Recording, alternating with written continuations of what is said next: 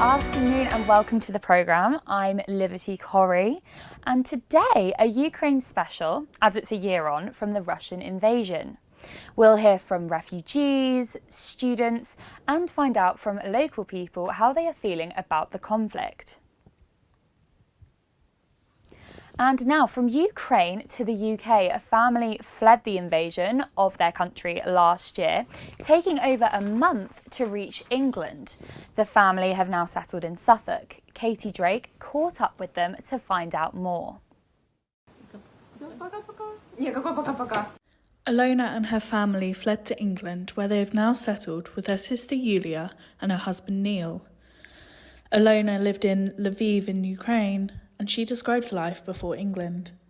No one understood at that time that it is a real war.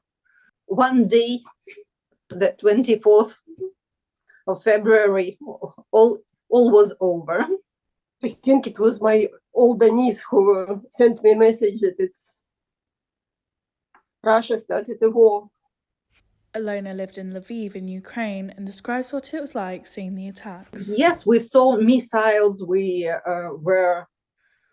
woke up that morning from explosions not far from our house. We didn't think about leave home, about leave country at all. We hadn't planned. We didn't know where to go. Just take a seat in our car. It was fortunately full of fuel, and we went somewhere. The family divided after Alona's mother did not want to leave. Proposed to my mom to join us, but she said, I will not. It is my home, it is my house. I will not. My grandma left in Ukraine. How do you feel about your grandmother being over there still? Sad, because my grandma was the one closest person to me that loved me the most in the family. Yulia, Alona's sister, says she can't even explain how overwhelmed she was seeing her home country being invaded. She says the family have settled and adjusted well, but still worry for their friends, grandmother and the lives they left behind. Katie Drake, UEA Journalism. So now I am lucky enough to be joined by Philip and Dennis from Ukraine, and I'm going to ask them what life is like now, a year on from the invasion. Yeah, we are ready, but we can't hear properly. Good afternoon. Can you hear me? It sounds like echo.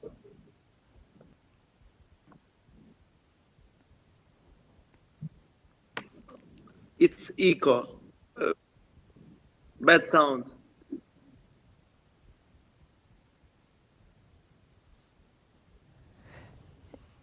So later in the programme, we'll be delving into the history underpinning the conflict between Russia and Ukraine. But first, let's take a look at the timeline of the invasion with our reporter Alice Pritchard. Tensions between the two countries had been growing for decades before Russia officially invaded Ukraine a year ago today. But it was in November 2021 that the US reported unusual movement of Russian troops near Ukraine, with an estimated 92,000 troops surrounding the borders. In December, Vladimir Putin proposed a prohibition on Ukraine joining NATO, which was rejected.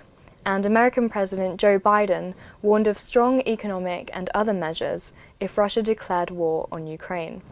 Western allies showed their support, with the US giving Ukraine $200 million in security aid on the 19th of January.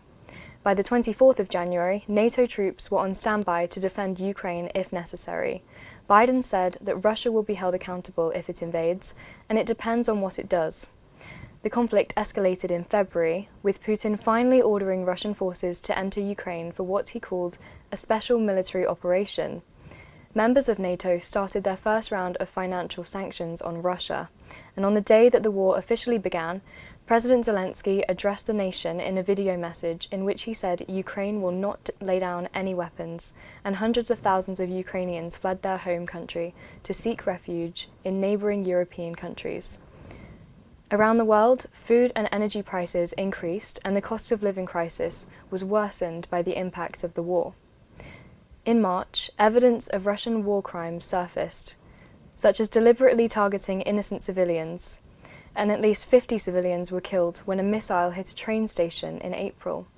There was a rare glimpse of more light-hearted news when Ukraine won the Eurovision Song Contest in May, and Sweden and Finland submitted applications to join NATO. Nike became one of the latest Western brands to stop trading in Russia, and inflation soared with the euro becoming equivalent to the dollar. In August, Russia stopped their gas exports to Europe, creating concern among European leaders as winter approached. In September, Russian units retreated after a Ukrainian counterattack in northeastern Kharkiv. Ukrainian infrastructure was targeted in October, and NATO promised to admit Ukraine. More recently, Germany have agreed to support Ukraine by supplying them with battle tanks. President Zelensky has reflected on the past 12 months, saying the images of the conflict leave deep scars in your heart and soul.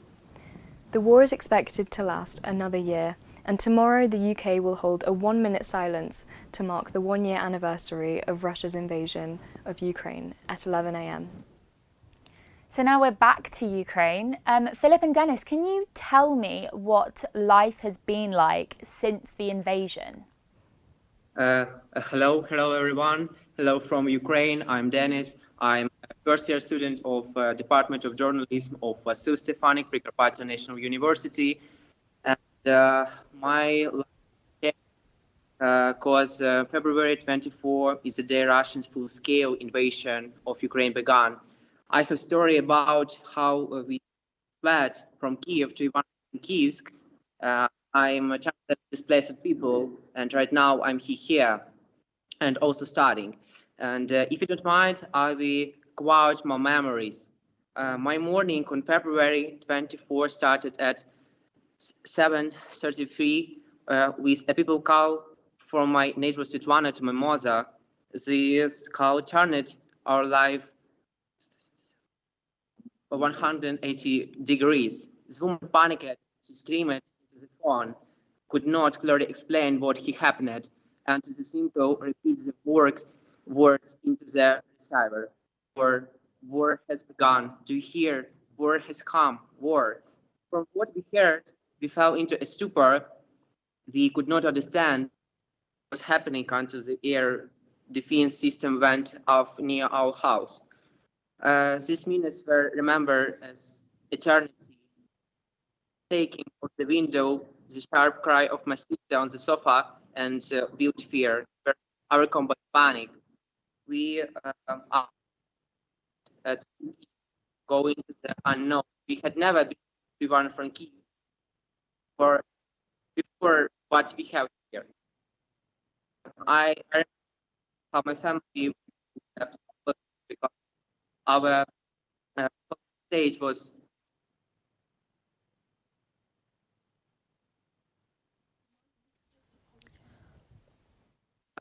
Apologies for the technical difficulties.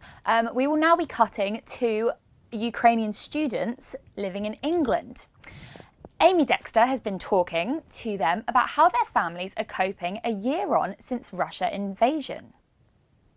I've had people from usually Western backgrounds, the US, like the EU, tell me that I'm a coward, tell me that I'm a draft dodger. A draft dodger. That's what Ukrainians have been called whilst living in England, as people claim they have escaped fighting in the war. It's frustrating and disappointing because of what Ukrainians like me are trying to do. We're not just, we're not sitting on our bum. We are trying to either do some bits of activism here and there, like myself. Alexei has been a student at UEA for 4 years. Currently doing his master's degree, he talks about his feelings on what's going on back home. It's been overwhelming because I constantly feel guilt for not taking an active position, so I tend to just launch myself into projects obviously with benign intentions towards my country, but it is draining and overwhelming to complete them all. I also managed to catch up with Tatiana, who's currently studying in London, about her family situation in the Ukraine. Because every morning you wake up, you open your eyes and you read the news, because you know that at any time something can happen. For example, my mom, she is teacher, so if the Russian rocket is in the Ukrainian airspace, the children should to go to underground and sit there for 4 hours. Tomorrow marks a year since Russia invaded the Ukraine, with the Defence Secretary Ben Wallace saying this war could continue for another year.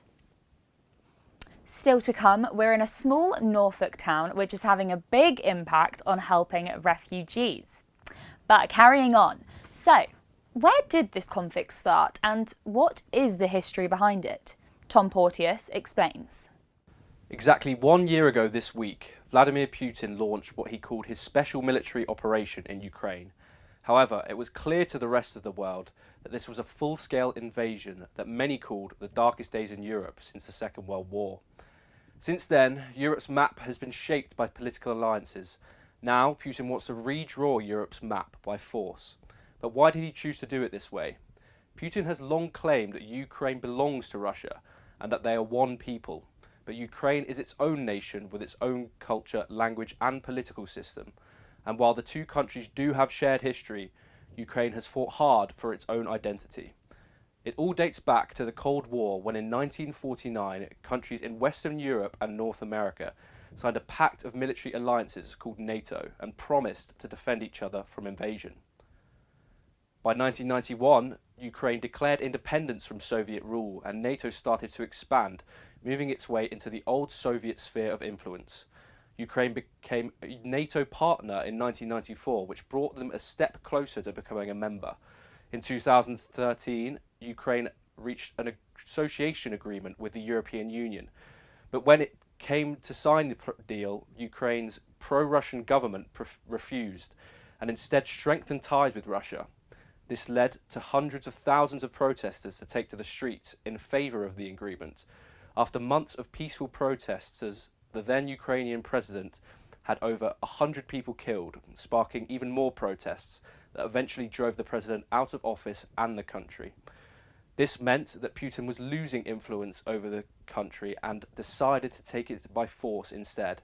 First, he annexed and invaded Crimea in 2014. The Ukrainians that supported Russia captured 2 other regions. Before the start of the war in 2022, the conflict had already cost the lives of 14,000 people and displaced over 2 million others. For the next 8 years, Russia kept these territories, preventing it from moving closer to the west. In November 2021, Putin decided to go all in. Satellite images captured 100,000 troops lined against the border of Ukraine. Putin repeatedly denied plans to invade, but weeks later he announced his plans to the west. On the 21st of February 2022, the threat of war became real. 3 days later, Putin had launched a full-scale invasion on the country of Ukraine. I'm now joined by reporter Holly Clement, who has spoken to a Ukrainian who has studied international relations. He spoke about how the war has affected political policies. Holly joins us in the studio now. So, Holly, what is politics like in Ukraine now? So I spoke to photographer Vitalik Denyez, who studied international relations, like you said, and he told me that the initial invasion in Ukraine last year, since then there have been no political battles and all of the political parties united. He also mentioned that many politicians have taken a step back from politics and have joined the military during the war and are looking to rejoin politics once the war is over. Although international affairs professor Gerald Toll wrote in his book that it was always Putin's goal to restore Russia to the status of a great power in northern Eurasia, and the end goal was not to recreate the Soviet Union but to make Russia great again. So what was support like for the president before the initial invasion compared to now? So according to Vitalik, many people were quite sceptical about having a president that didn't really have a political background before becoming president. And he told me that the overall opinion in Ukraine was that they think that he has shown a lot of strength and courage, and they all support him now, even though they didn't originally vote for him. I think he has more. Felt like the whole universe stopped. The first months felt like apocalypse because we never thought something like this could happen. When he became a president, people were skeptical. The way he proved himself has totally changed our vision of him, and most of people who support him now didn't vote for him. And finally, how has the general way of life changed for Ukrainians now? So it's obviously changed for all Ukrainians, but especially in the art field, as Vitalik is a photographer, and he spoke to me about how he doesn't really have much work, and a lot of his friends who are models don't have a lot of work in that field because of the war, and they've all had to get other jobs. And he started to teach English. He also mentioned that Ukrainians ranging from children to the elderly, it's now quite normal for them to know like weaponry names and military terms, which is a shock to them all because Ukraine wasn't a militarised country before. Thank you, Holly. A village in Norfolk is helping Ukrainians to learn English. Aylsham Community Church runs 2 sessions a week to support those who fled from the conflict. Louise Graham sent this report. This small town in Norfolk has become a major hub for Ukrainian refugees. This community church has been doing their bit to help people adjust to their new life in the UK. So here at Aylsham Community Church, it's great that we've got a small community of Ukrainian refugees who have come to live in Aylsham. The main thing they've asked for is just help with their English language. So we're running English language lessons 3 times a week. This morning we've been having mainly conversational classes. So, for example, we've gone around the group and each of them have had to tell us about their week. And I have to be very firm with some of them that they don't break into Ukrainian and help each other. So if you don't speak Ukrainian, how do you get around the language barrier? Well, initially we relied on Google Translate a lot, and at times we revert to that for certain words. But we have 3 groups. We have a beginners group for the very beginners who haven't got much English. We have an intermediate group where there's more grammar and more formal teaching. And then we have a more advanced group, which is more conversational. We normally find a way of communicating and finding out what they need and getting to know them. Peter and his wife also took in 24-year-old Ukrainian Victoria into their homes in November. So for us actually, having somebody else come and live with us is something we're used to. I mean, obviously we didn't know Victoria at all, but she has just settled in so well. So far it's been just a real joy just to get to know her and help her and support her while she's here. With no end in sight to this conflict, this community centre is sure to remain busy. So that's it from me. Thank you so much for joining us for this very special Ukrainian programme. I hope you stay safe wherever you are. Good night.